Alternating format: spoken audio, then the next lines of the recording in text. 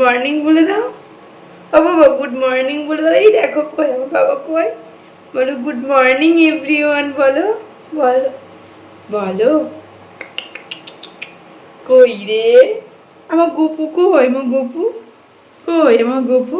তো গপু অনেক সকাল সকাল ঘুম থেকে উঠে পড়েছে আজকে। তো আমি আর ঘরে ওকে রাখতে পারলাম না, কারণ আমি অনেকক্ষণ উঠে গেছি, তার জন্যই ও উঠে পড়েছে, তাই না? ও ঠাম্মি আজকে চলে যাচ্ছে, ওর মন খারাপ হয়ে যাবে। তো কারো গলার আওয়াজ পাবে না, না পেলেই ও কাঁদে না, চিটিপিটি করে, কেমন জানি একটা কিটকিট কিটকিট করে। তো চলো আবার পরে দেখা হচ্ছে। এখন গপুকে নিয়ে একটু বসি, আর এদিকে চা হচ্ছে, আমি একটু চা খাই। মা কথা বলছে, এখানে দেখো এখানে দেখো, কে এটা পাখি ডাকছো, বাইরে পাখি ডাকছে আম গাছটায়, তার জন্য দেখছি এবার। এমন করে দেখতে হয়। এই রে কই রে, কই আমার গুপু সোনার কই। বললামই তো ঠাম্মি বেরোবে, তার জন্য একটু আলু ভাজা করে দিচ্ছি, আর একটু খাবার দিয়ে দেবে, ট্রেনের মধ্যে খেতে পারবে। এদিকে আমি চা বসিয়ে দিয়েছি, এই চা খাবো, ঠাম্মি বেরিয়ে গেলে চাটা হোক। এদিকে ওর ঠাম্মি বেরিয়েও গেছে। তো এই আলু ভাজা দেখে আমার একটা কথা মনে পড়ে গেল। কিছুদিন আগে আমি অশ্মিকে একটু টিফিনে আলু ভাজা আর মুড়ি দিয়েছিলাম। সেদিন ওর পেটটা খুব খারাপ ছিল, অন্যান্য টিফিন দেওয়ার মতন ছিল না, ওই টিফিনটাই একদম ওর জন্য সেদিন পারফেক্ট ছিল। তো ওকে দেওয়ার পর ওর একটা বান্ধবী ওকে বলেছে, ক্লাস ফ্রেন্ড ওর, বলেছে যে এই তুই আলু ভাজা মুড়ি এনেছিস, এই তুই আলু ভাজা মুড়ি এনেছিস। সেটা অশ্মির খুব খারাপ লেগেছে, আমাকে এসে বলছে, মা আমাকে আলু ভাজা মুড়ি আর দেবে না। যথারীতি আমি জিজ্ঞাসা করলাম কেন। ও বললো যে আমাকে এরকম করে বলেছে। তো কী হয়েছে বলেছে তো, ওর খারাপ লেগেছে। এই যে আমি গল্প করতে করতে ঠাম্মি কিন্তু বেরিয়ে গেছে। তো আমি এখানে এসে জিনিসটা করে নিয়েছিলাম। ও আমার নাইটিতে টয়লেট করে দিয়েছিল। তো এত স্যাঁতসেঁতে ভিজে ওয়েদার ছিল, তার জন্য ভিজে জিনিসটা পরে আর পরে থাকা যাবে না, তার জন্য আমি ওটা চেঞ্জ করে নিয়ে ওকে আমি ঘুম পাড়িয়ে দিয়ে আমি রান্নাঘরে চলে এসেছি। এদিকে আমি ডাল বসিয়ে দিয়েছি, পটলটাও কেটে নিয়েছি, সকালের ভাতও বসিয়ে দিয়েছি। সকালে ভাত বসাবো, তার জন্য সমস্ত কিছু কেটে টেটে একেবারে নিয়েছি। আর দুপুরের রান্না আবার পরে আসছি। এই যে ওয়েদারটা বললাম না, একেবারে ওয়েদারটা বাজে। তো দুদিন ধরে একেবারে বৃষ্টি টিষ্টি একদম ওয়েদার। তো কিছু করার নেই। এদিকে অশ্মি পড়তে বসেছিল, আর আমি আমার মতন রান্নাটা বসিয়ে দিয়েছিলাম সকালের। তারপর সবজি কাটতে বসে গেছিলাম, সবজিটা কেটে নিচ্ছি। আর এদিকে গোপুন যেহেতু ঘুমাচ্ছে, গোপুন যদি ওঠে আবার কিছু করা যাবে না। ওই যে ও কাঁদে না, তবুও ওর সামনে একজনকে বসে থাকতে হয়, ওকে দেখতে হয়, ও সবসময় উল্টে যায়, না হলে আবার বিপদ ঘটিয়ে ফেলবে, তার জন্য। তো ও বাচ্চা, ওকে তো আর রাখা যায় না। আর অশ্মিও সবসময় বাড়িতে থাকে না, ওরও তো পড়া থাকে, তার জন্য ও ঘুমিয়ে থাকতে থাকতে যতটা কাজ এগিয়ে যায়। তারপর ওকে, যেহেতু আমি শুয়ে আছি এখনও ওঠেনি, বারবার ঘরে যাচ্ছে আর আসছে দেখতে। তারপরে আমি অনেকটা কাছে এগিয়ে ফেলেছি। এই যে ও উঠে পড়েছে, উঠে এই ডাইনিংয়েই ওকে শুইয়ে দিয়েছি। এবার আমি সকালের জলখাবারটা অশ্মিকে এখনও খেতে দিইনি। তো এদিকে বেশি বাজে না, তবুও 10টা এরকম বাজে। আজকে যেহেতু আমি অনেক সকালে উঠেছি, আজকে আমি 5:30 নাগাদ উঠেছি। সমস্ত বাসি কাজ সেরে তারপর গোপনকে তুলেছিলাম। গোপনকে তুলে তারপর তো আমার শাশুড়ির জন্য সমস্ত কিছু করে বেরিয়ে গেল।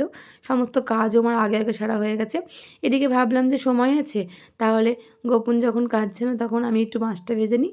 আর অশ্মি বলল একটা মাছ আমাকে পেঁয়াজ দিয়ে ভেজে দিতে। ও এই পেঁয়াজ দিয়ে মাছ ভাজাটা খেতে খুব ভালোবাসে, অশ্মির থেকে অশ্মির বাবাও খেতে ভালোবাসে। তো আমি আগে এই জন্য মাছটাকে ভেজে নিলাম, তারপর পেঁয়াজ দিয়ে ভাজা করব। তো এদিকে অশ্মি আমাকে বললো এরপর আমাকে খেতে দিয়ে দাও।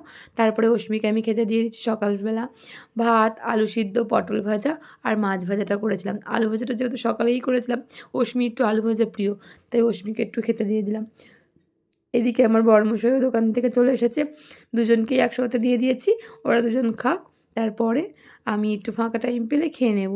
এদিকে অশ্মির কাছে ভাই আছে, দিদি কোলে মাছের ঝোলে, তাই না দিদি, নেই না কোলে, অমনি করতে হয়, সবসময় যে আমাকে হাসতে হয়। ভালো কথা বললেও হাসি, বকা করলেও হাসি, সব কিছু করলেই হাসি। এত হাসি কোথা থেকে আসে? ওলে বাবলে, ওলে বাবলে, কি দিদি বকছে, দিদি বকছে, ওলে বাবলে। না না, চাপ নেবো, কোলে নেবো, মা কোলে নেবে। ঠাম্মাকে দেখতে পাচ্ছ না, ঠাম্মা নেই। অনেকক্ষণ পর তোমাদের সঙ্গে ভিডিও শেয়ার করলাম। দুপুরবেলাতে খেতে বসে আলু সিদ্ধ, ভেন্ডি ঝাল দেওয়া আর ডাল সকালেই করেছিলাম আর মাছ। অনেকটা টাইম পর আসলাম, কারণ একটু কাজ ছিল আর অশ্মিরও পড়াশোনা ছিল, তো অশ্মিও পড়ছিল, সময় পাইনি। এদিকে গোপুন কিন্তু এখনও ঘুমাচ্ছে, দুপুরবেলায় ওঠেনি। এদিকে আমিও খেয়ে দিয়ে একটু শুয়েছিলাম।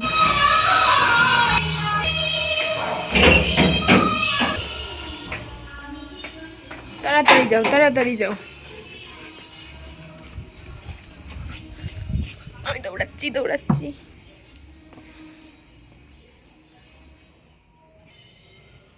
তো বড় হবে। কি এলো কি এলো কি এলো কি এলো?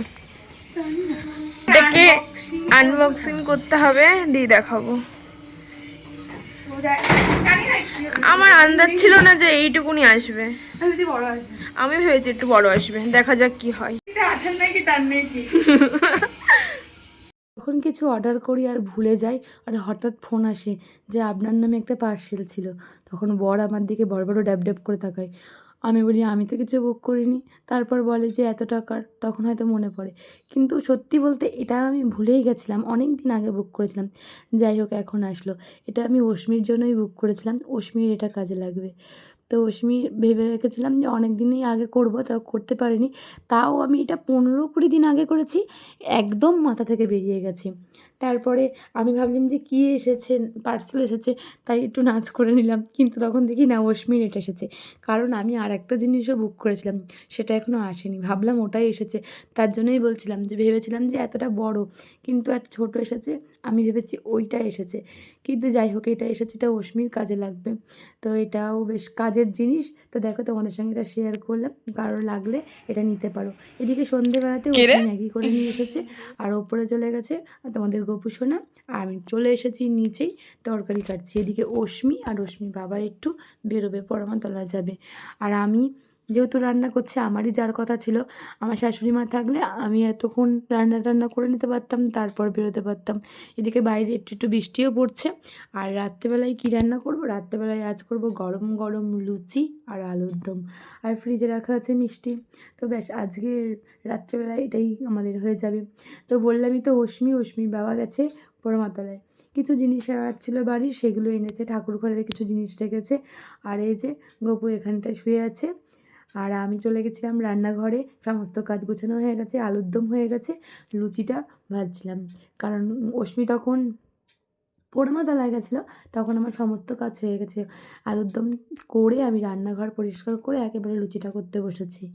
তো আমি এদিকে গোপুনও ওখানে খেলা করছে শুয়ে শুয়ে, আর আমি এদিকে কাজ করছি। তো আমি অশ্মিকে এটাই জিজ্ঞাসা করছিলাম যে কী কী নিয়ে আসলি, বাইরে কতটা ভিজলি, কারণ এসে থেকে ওর সাথে কথা হয়নি এখনও।